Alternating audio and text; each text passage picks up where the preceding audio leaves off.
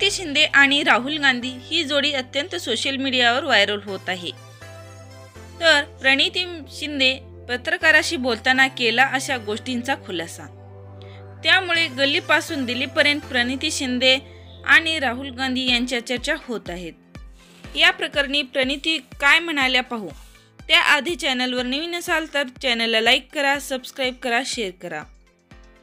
मित्रांनो, प्रणिती शिंदे वडील सुशील कुमार शिंदे महाराष्ट्राचे माजी मुख्यमंत्री तसेच केंद्रीय मंत्री यांचा दबदबा देखील दिल्लीपर्यंत होता।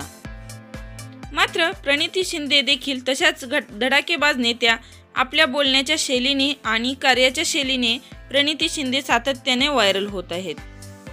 मात्र महाराष्ट्रामध्ये राहुल गांधीची भारत जोडो यात्रा आली तेव्हा प्रणिती शिंदे सक्रिय भारत जोडो या यात्रेमध्ये होत्या।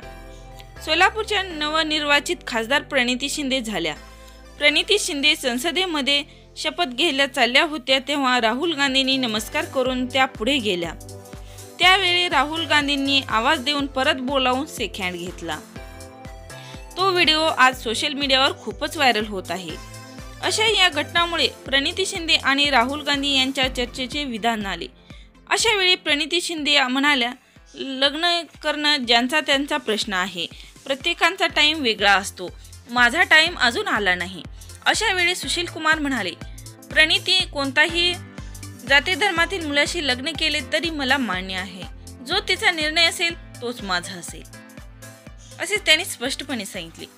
तर मित्रांनो, अशा या दोघांचे लग्न व्हावे याबाबत तुम्हाला काय वाटते ते आम्हाला कमेंट करून नक्की कळवा। आणि चॅनलवर नवीन असाल तर चॅनलला लाईक करा, सबस्क्राईब करा, शेअर करा, जेणेकरून असेच नवनवीन व्हिडिओ आपल्यापर्यंत येत राहतील। तोपर्यंत धन्यवाद।